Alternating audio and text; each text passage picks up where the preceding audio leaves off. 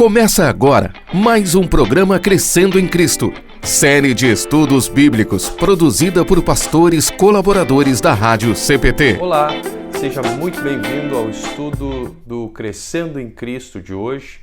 Vamos abordar o texto de Romanos, capítulo 4, em que Paulo usa o exemplo de Abraão para falar a respeito da salvação de qualquer ser humano, que ele chama aqui de justificação pela fé, da declaração que Deus faz a cada um para que essa pessoa seja salva, declaração de justo.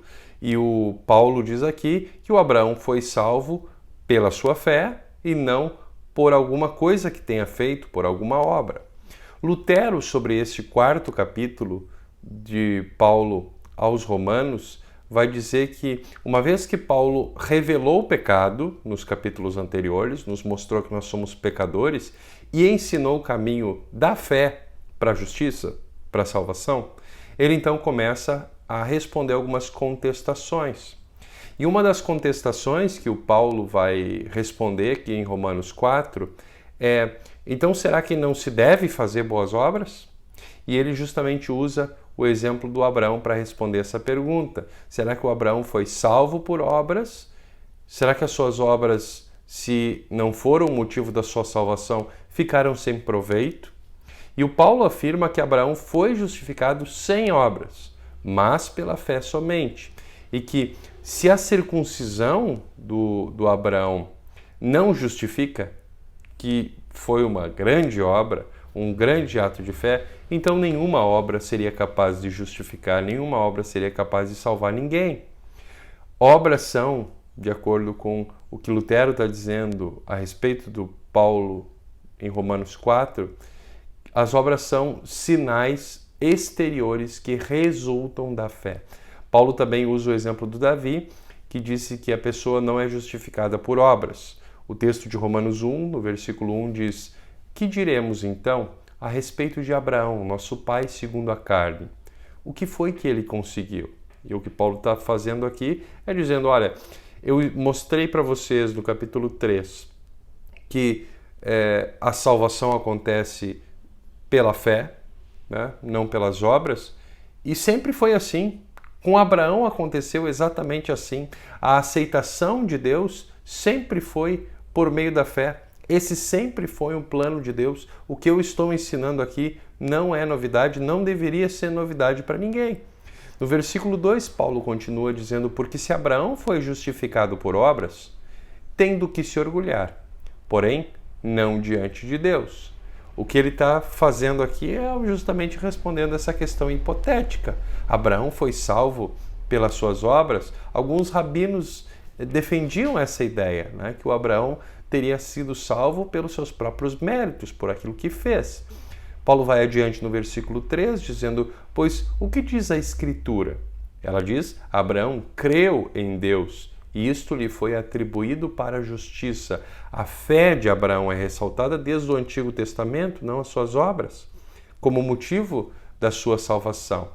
Paulo continua no versículo 4, dizendo: ora, para quem trabalha, o salário não é considerado como favor, mas como dívida.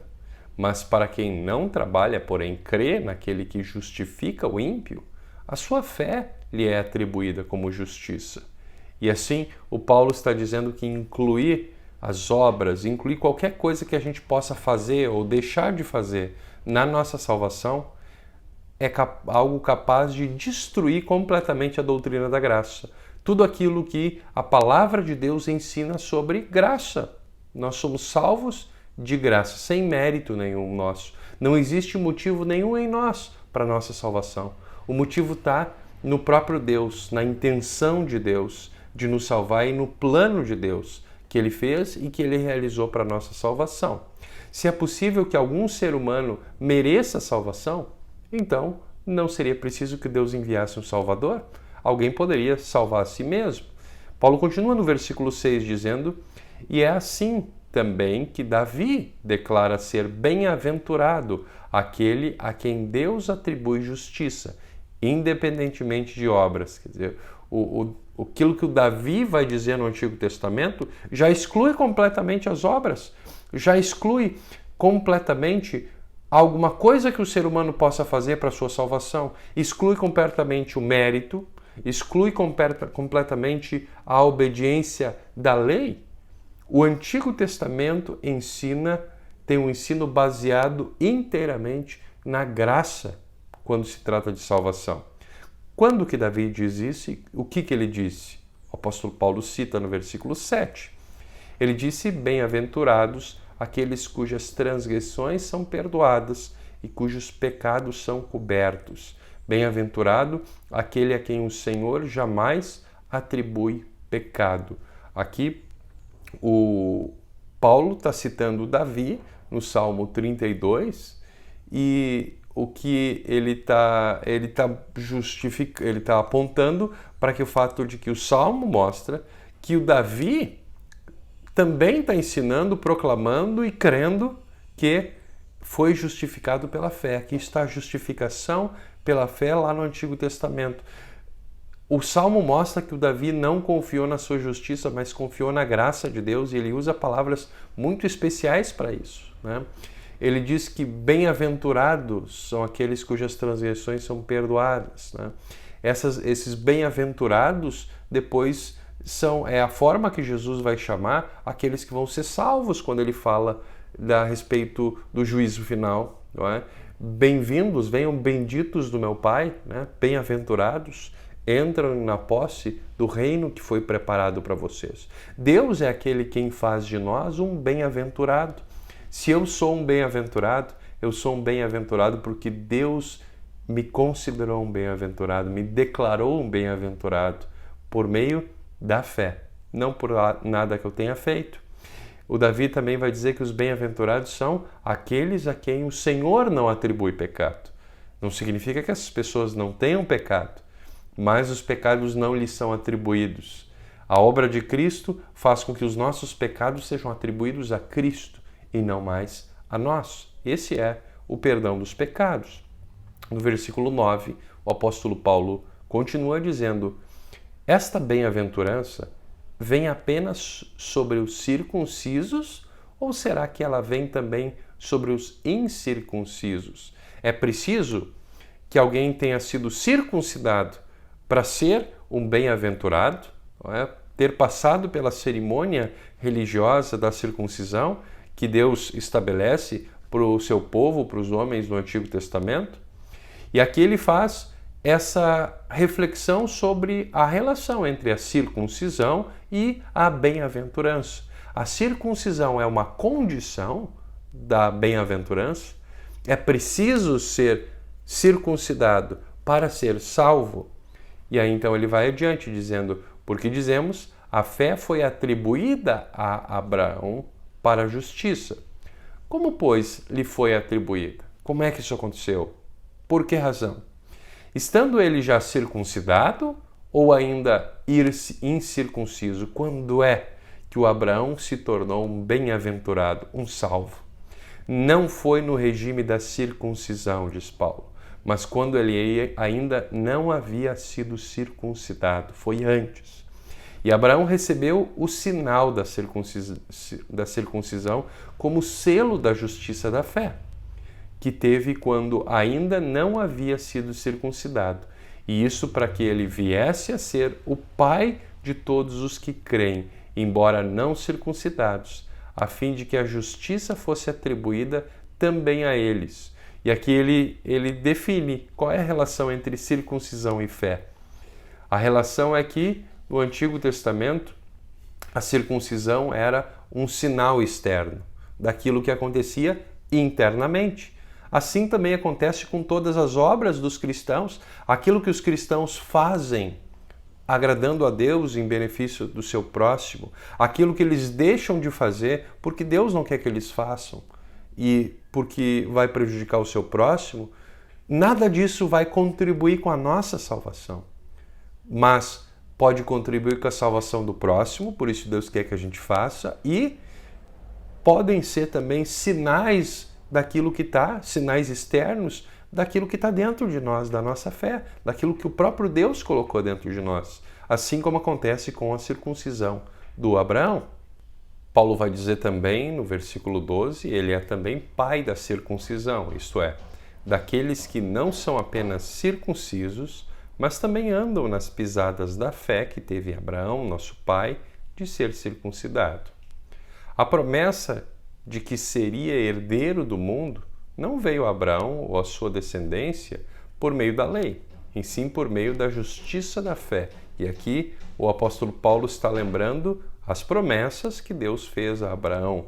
Deus havia prometido. A fé de Abraão é uma fé que acreditou, que se apegou às promessas de Deus.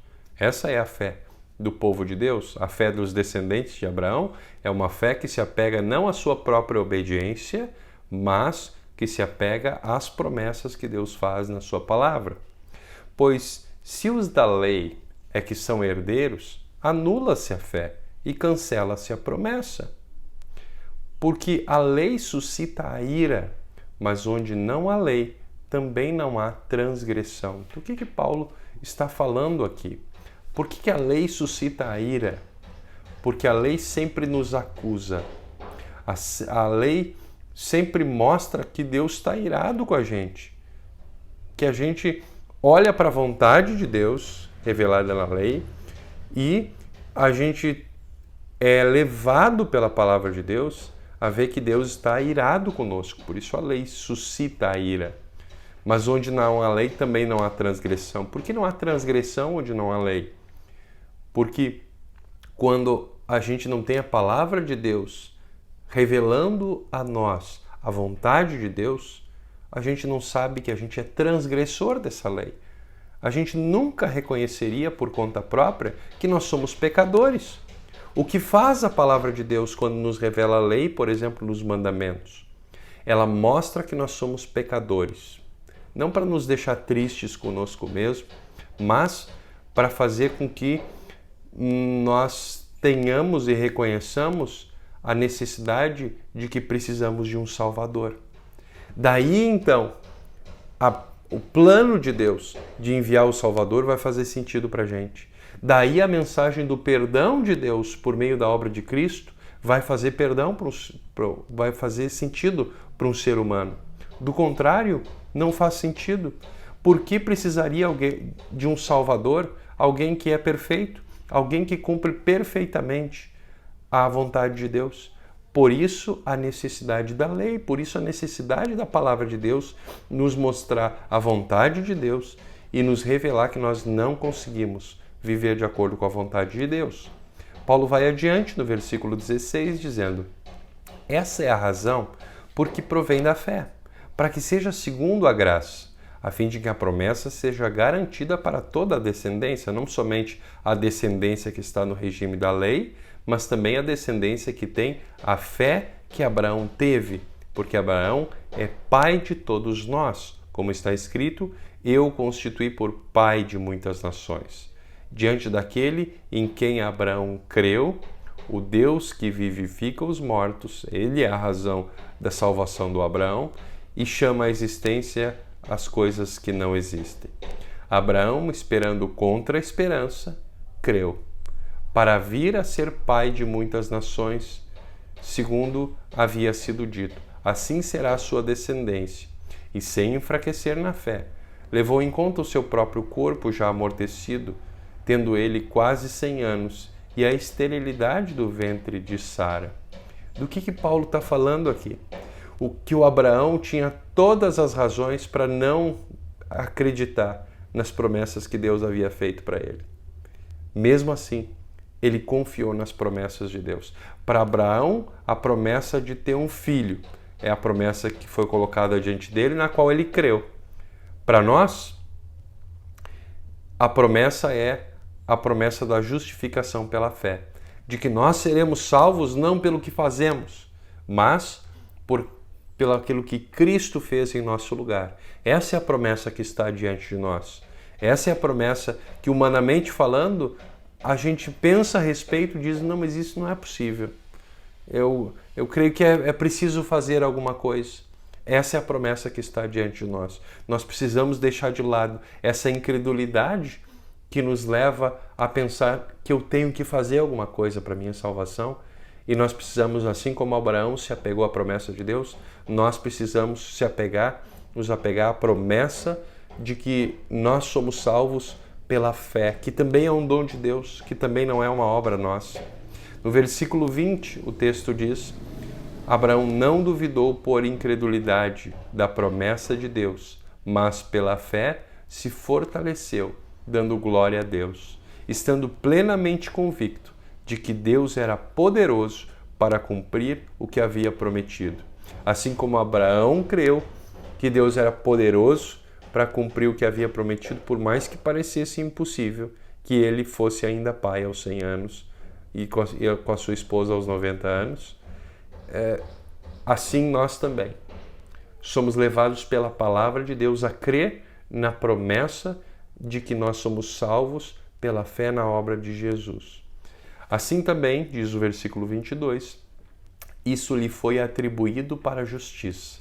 E as palavras lhe foi atribuído foram escritas não somente por causa dele, mas também por nossa causa, visto que a nós igualmente nos será atribuído, a saber, a nós que cremos naquele que ressuscitou dentre os mortos a Jesus, nosso Senhor, o qual foi entregue por causa das nossas transgressões e ressuscitou para a nossa justificação.